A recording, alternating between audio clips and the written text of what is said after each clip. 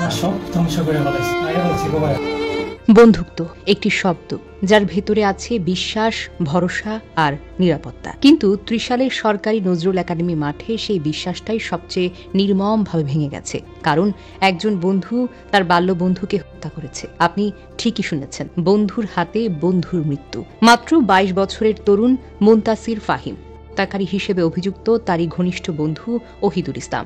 যে বন্ধুত্ব শুরু হয়েছিল স্কুল জীবনে, ক্লাস 6 থেকেই। একসঙ্গে বড় হওয়া, একসঙ্গে খেলাধুলা, ক্লাস, বন্ধুদের আড্ডা, সবাই জানতো ফাহিম আর ওহিদুল একই ছায়া। মানুষ কখনো কখনো এমনভাবে বদলে যায় যা অনুভব করা যায় না, যা বোঝা যায় না। অন্তরের ক্ষোভ কতটা ভয়ঙ্কর হতে পারে তার উদাহরণ যেন এই ঘটনা।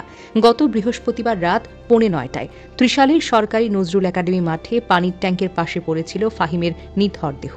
পিয়ে নির্মমভাবে হত্যা করা হয়েছে তাকে। কিন্তু গল্পটা এখানেই শেষ নয়। হত্যার কিছুক্ষণ পর ওহিদুল ইসলাম রক্তমাখা চাইনিজ নিয়ে স্বেচ্ছায় হাজির হলো থানায়। তার মুখে পুলিশের প্রতি প্রথম বাক্য, ফাহিম আমার জীবনটাকে নষ্ট করে দিয়েছে, আমি তাই তাকে কুপিয়েছি।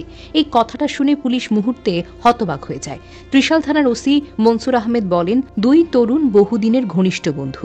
হত্যার পর অভিযুক্ত থানায় এসে শুধু বলেছে তার জীবনটা নষ্ট হয়ে গেছে, এর বাহিরে আর কিছুই জানায়নি। তিনি আরো বলেন, হত্যার কারণ এখনো নিশ্চিতভাবে জানা যায়নি। অভিযুক্তকে জিজ্ঞাসাবাদ করা হচ্ছে। অর্থাৎ একটি পরিবারে ছেলে মারা গেছে, কিন্তু কেন মারা গেল, বন্ধু কেন এমনটা করলো, এই সত্য এখনো অন্ধকারে। ফাহিম মাত্র 4 মাস আগে মালয়েশিয়া থেকে দেশে ফিরেছেন। 25শে ডিসেম্বর তার ক্লাস শুরু হয়েছে।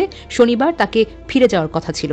স্বপ্ন ছিল নিজের ভবিষ্যৎ গড়ার, নিজের পথ তৈরি করার। অথচ তার আগে শেষ হয়ে গেল জীবনের সব আলো। ফাহিমের বাবা রেজাউল ইসলাম কান্না করে করে বলেন, কেন আমার ছেলেকে করা হয়েছে, কি ক্ষোভ ছিল, আমার ছেলে তো দেশেই থাকতো না, এমন নির্মমভাবে হত্যা করার কারণটা কি? একজন বাবার মুখে এমন প্রশ্ন, এটা শুধুই কষ্ট নয়, এটা যে কোনো পিতার হৃদয় ছিন্ন ভিন্ন করার মতো আর্তনাদ। বন্ধুত্ব সবাই মুখে বলে, কিন্তু সবাই কি তার মর্যাদা রাখে?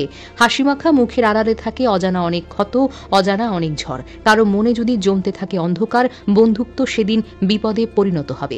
আজকের এই ঘটনা আমাদেরকে শিখায়, সবাই বন্ধু হতে পারে না, সবাই বন্ধুত্ব বোঝেও না। বন্ধুত্ব মানে শুধু ছবি তুলে পোস্ট করা নয়, বন্ধুত্ব মানে সত্যিকারের ভালোবাসা, দায়িত্ব, সম্মান আর বিশ্বাস। আর বিশ্বাস ভাঙলে শুধু সম্পর্ক নয়, জীবনটাও শেষ হয়ে যেতে পারে। আজ ফাহিম নেই, তার মালয়েশিয়া ফেরার টিকিট, তার ব্যাগ, তার ভবিষ্যৎ সবই পড়ে আছে আনটাচড হয়ে, সম্পূর্ণ অপূর্ণ স্বপ্নের স্মৃতি হয়ে। আমরা শুধু প্রার্থনা করতে পারি, হে আল্লাহ, মুনতাসির ফাহিমকে জান্নাতের সর্বোচ্চ জায়গা দান করো, তার পরিবারকে এই অমানসিক শোক মোকাবেলা করবার মতো শক্তি দান করো, এবং সমাজকে শিক্ষা দাও, বন্ধুত্ব মানে শুধু নাম নয়, বন্ধুত্ব মানে দায়িত্ব, বন্ধুত্ব মানে মানুষ হওয়া।